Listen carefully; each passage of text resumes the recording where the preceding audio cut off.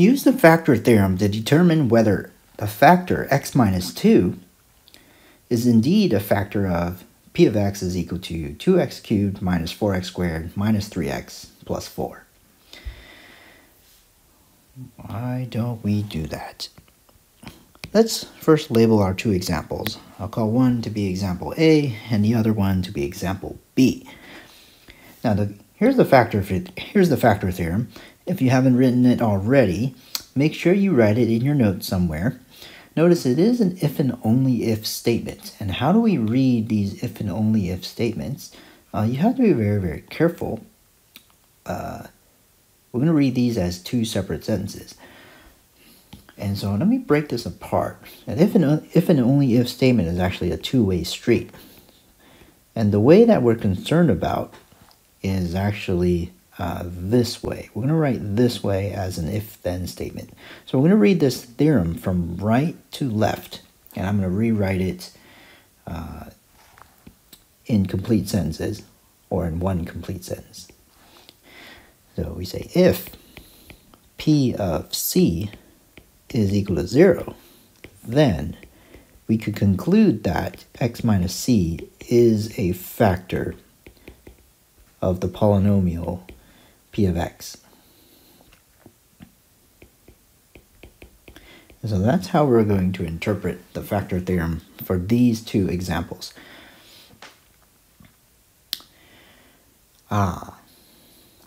So for part A, c is equal to 2. All we gotta do is evaluate p of 2. If p of 2 gets you 0, then we could conclude that x minus 2 is a factor of the polynomial. Let's find p of 2. So p of 2 is an expression, and wherever you see an x, you just gotta put parentheses 2 and then close it with parentheses.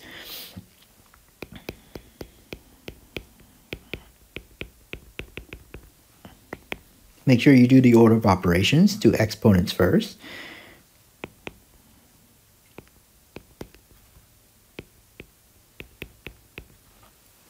And notice we get negative 2. But negative 2 is not equal to 0. And then therefore, we could conclude that x minus 2 is not a factor of the given polynomial. Let's go to example B, where the polynomial is different now. If you wanted to, if your notes look really difficult to read, you could call this p sub 1, and then you can call example B to be p sub 2. Use the factor theorem to determine whether the x plus 1 is a factor of the polynomial p sub 2 of x. In this case, c is equal to what? C is equal to negative 1. Now we're trying to evaluate p of p sub 2 of negative 1.